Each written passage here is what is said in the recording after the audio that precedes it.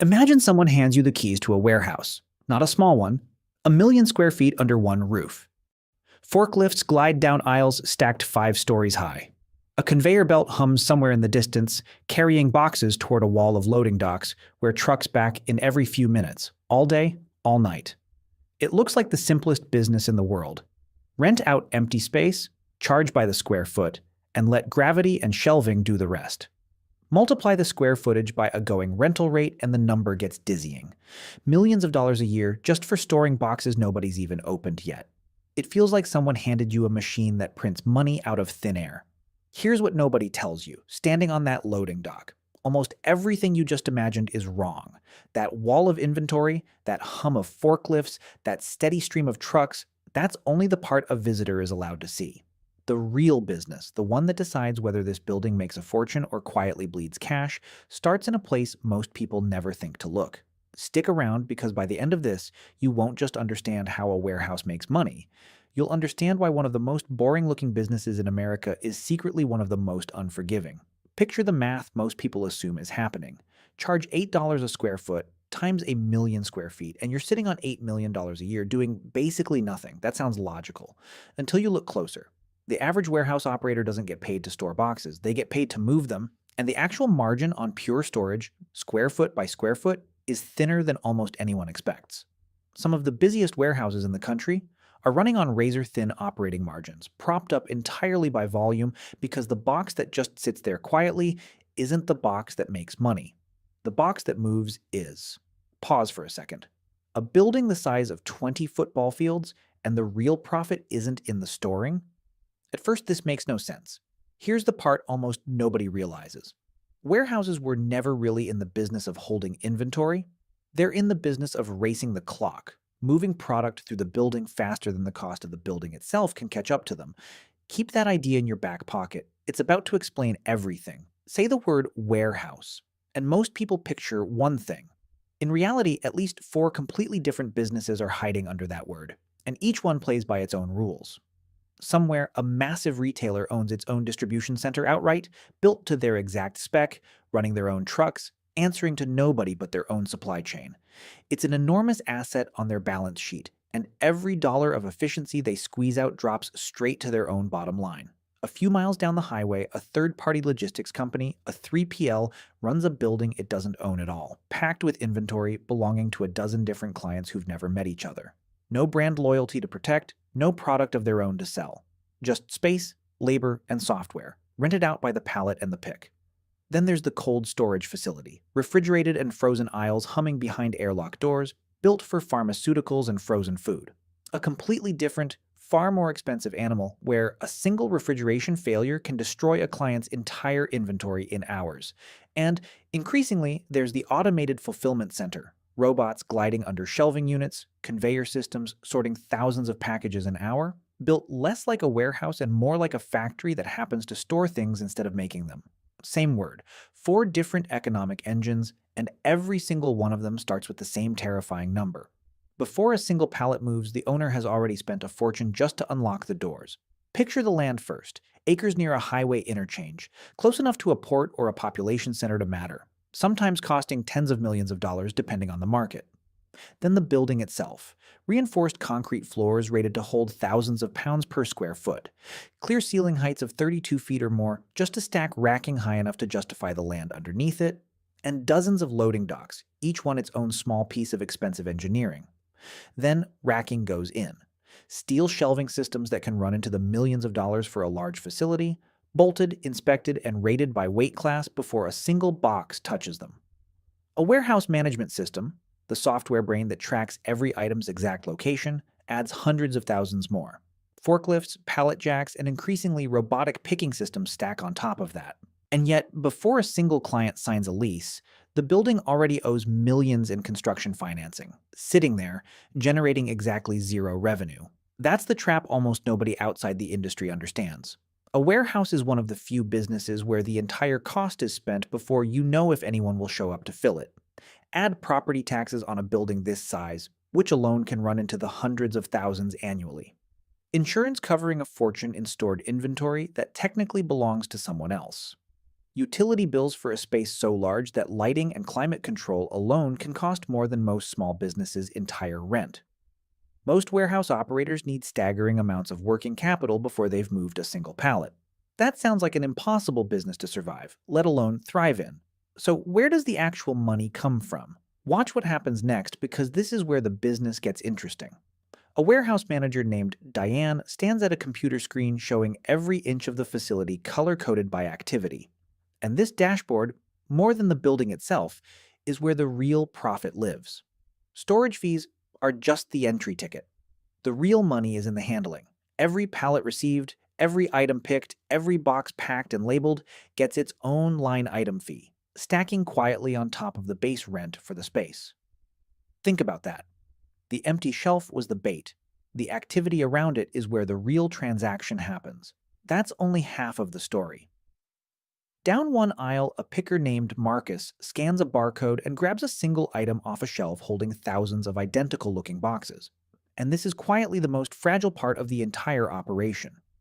Labor is the single largest controllable cost in most warehouses, commonly over half of total operating expense, and a single inefficient walking path multiplied across 100 pickers, every single shift, can cost a facility more in a year than the building's own property taxes. Slotting, the science of deciding exactly which shelf holds which product, backs it up because the fastest moving items sit closest to the packing stations, while slow movers get pushed to the back, saving seconds that add up to enormous sums across millions of picks a year. And peak season completes the loop. A facility built to run smoothly at 60% capacity, most of the year suddenly has to absorb double or triple the volume in November and December, running on temporary labor and overtime that can erase months of steady margin in a matter of weeks. Here's where almost everyone gets it wrong. They assume the empty racking is the business. In reality, the racking exists mainly to make the handling possible. The picking, the packing, the software optimizing every footstep, that's the actual machine. Renting the space up front is basically the entry fee for everything that happens after. But here's the twist nobody warns new owners about. That machine has a shadow side, and it's expensive. Remember that construction debt sitting there before a single client signs? Multiply the carrying cost across an entire building sitting even partially empty, and a single slow leasing season can quietly erase a year's worth of profit before a single pallet moves. Then, obsolescence joins the attack. A warehouse built for standard pallet racking can become nearly worthless the moment the market shifts toward automation because retrofitting an existing building for robotics can cost nearly as much as building a new one from scratch.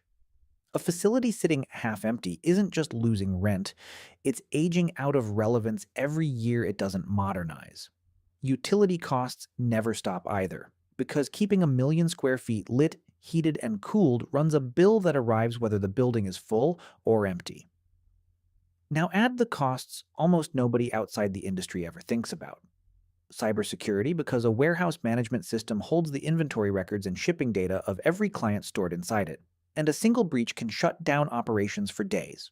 Workers' compensation insurance, because a building full of forklifts, conveyor belts, and repetitive heavy lifting carries injury risk that drives premiums far higher than most office-based businesses ever see.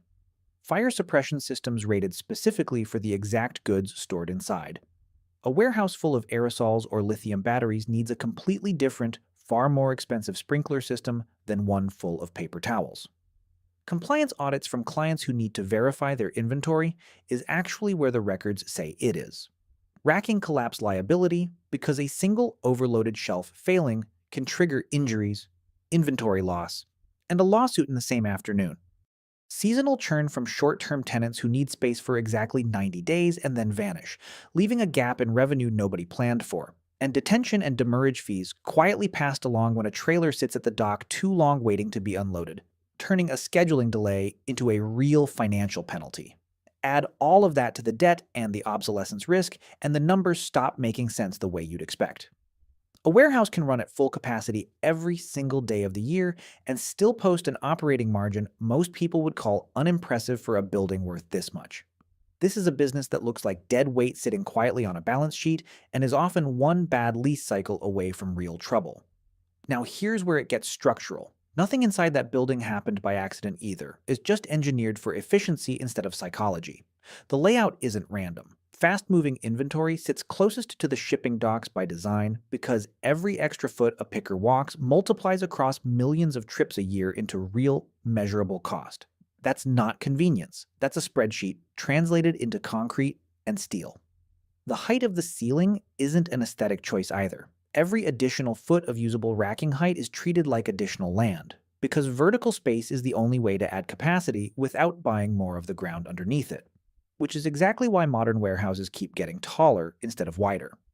Watch how contracts get written. Long-term tenants get better per square foot rates than short-term ones. Not out of generosity, but because an empty building generating zero revenue is far more dangerous to an owner than a slightly discounted one that's full.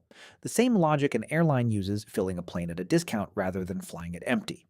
The push toward automation isn't really about robots being impressive, it's about labor being the largest cost center in the building, and a machine that never calls in sick, never needs a raise, and never gets slower on a hot afternoon eventually becomes cheaper than the alternative, even at a steep upfront price, which is exactly the bet warehouse owners are increasingly forced to make as wages climb and margins stay thin. None of this is a trick played on a customer.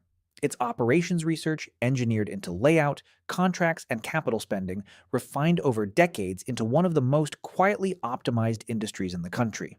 So who actually wins this game at scale? Two very different companies answer that question in two very different ways. Picture a real estate investment trust in the 2000s, looking at warehouses the way most people looked at office buildings, as a boring, stable place to park capital. Prologis looked at that same asset and made a bet almost nobody else was making. Buy warehouses specifically near ports, highways, and population centers, hold them for decades, and let the rise of e-commerce turn ordinary square footage into some of the most valuable industrial real estate in the country. A single well-located building, multiplied across hundreds of properties, became worth more than any single lease negotiation ever could. The lesson buried in that story is that in a low-margin business, location isn't a nice-to-have. It's the entire investment thesis. Now picture the opposite bet. In the 2000s, most retailers still saw warehousing as a cost center to minimize, something to squeeze rather than invest in. Amazon looked at that same category and turned it into a weapon, building a dense network of fulfillment centers close enough to customers that delivery time itself became the product, spending aggressively on automation and robotics that most competitors considered too expensive to justify. Instead of treating the warehouse as overhead, Amazon treated it as the actual competitive advantage, and reshaped an entire industry's expectations around speed. Two completely different survival strategies. Same brutal math underneath both of them. Every warehouse, no matter how well it's built, eventually faces the scenario that separates the ones that survive from the ones that don't. Picture a recession hitting at the same time interest rates climb sharply. That construction debt sitting on a partially leased building suddenly gets far more expensive to carry. At the same moment, retailers and manufacturers pull back on inventory, meaning demand for space slows down at the exact moment the cost of carrying empty square footage spikes. It's like running out of tenants and cash at the same time. Space sits empty longer. Obsolescence keeps eating at the building's competitiveness, month after month, as newer, more automated facilities open nearby. Clients watching their own numbers slip quietly renegotiate leases downward or walk away entirely when their contracts expire.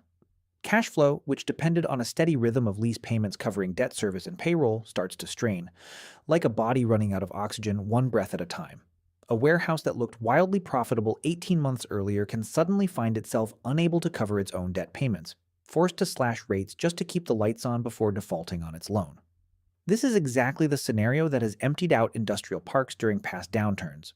Not because nobody needed storage space, because the cost of simply owning the building became unbearable the moment demand turned. So picture that same warehouse one more time. The endless racking, millions of dollars in steel and concrete, exactly like the opening scene. Except now you're not looking at a money machine. You're looking at a high-wire act. It was never a business about storing boxes. It was a business about managing risk on a building whose entire value depends on staying full, financed by debt that charges interest whether it's full or empty, optimized by a system engineered to close the gap between those two forces before they collapse the whole operation. The racking is the stage. The real business happens in the handling fees, the labor on the floor, the construction debt, and the razor-thin margin between profit and collapse. Next time you drive past a warehouse the size of a small town, you won't just see a building anymore. You'll see a financial tightrope dressed up as a place to keep boxes, and you'll never look at it the same way again. If you enjoyed breaking down the economics behind everyday businesses, subscribe because we've got a lot more hidden business models to uncover. Bye-bye.